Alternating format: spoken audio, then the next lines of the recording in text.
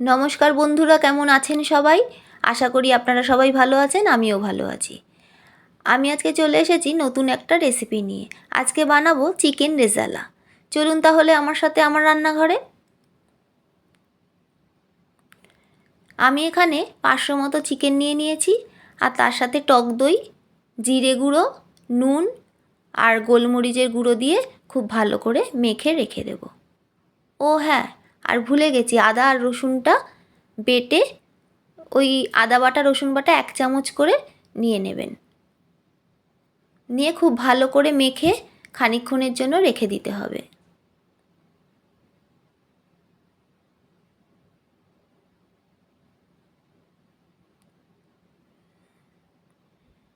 আর একদিকে কাজু আর পোস্তটাকে মিক্সিতে পেস্ট করে রেখে দিচ্ছি।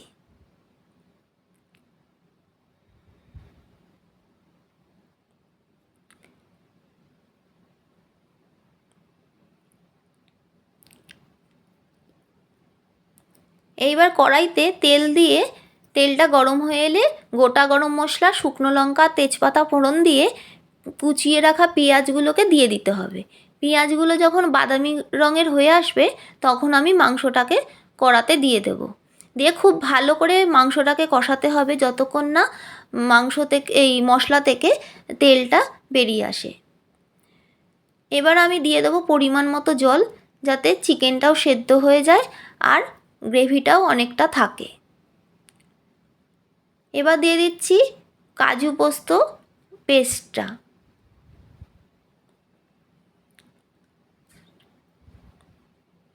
এবার দিয়ে দিচ্ছি গোলমরিচের গুঁড়ো। খুব ভালো করে এবার নেড়ে নিতে হবে, নিয়ে 5-7 মিনিট রাখতে হবে।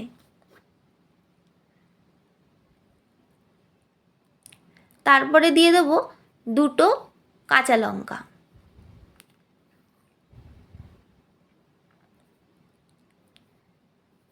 এরপর একটু নুন আর চিনিটা স্বাদ মতো দেখে নিয়ে দিতে হবে। তারপর দিয়ে দেবো গরম মশলা, আর দেবো গোলাপ জল আর কেওড়া জল। ওটা ওই 1 চিপি করে বা 1 চামচ করে দিয়ে দেবো। দিয়ে এবার খুব ভালো করে নেড়ে নিয়ে 5-10 মিনিটের জন্য চাপা দিয়ে রেখে দেব। ব্যাস, চিকেন রেজালা রেডি। এভাবেই আপনারা বাড়িতে রেস্টুরেন্ট স্টাইলে চিকেন রেজালা বাড়িতে বানিয়ে নিতে পারবেন। ভিডিওটা কেমন লাগলো অবশ্যই কমেন্টে জানাবেন। ভালো লাগলে একটা লাইক দেবেন, আর আমার চ্যানেলটা সাবস্ক্রাইব করতে ভুলবেন না। সবাই ভালো থাকবেন, সুস্থ থাকবেন।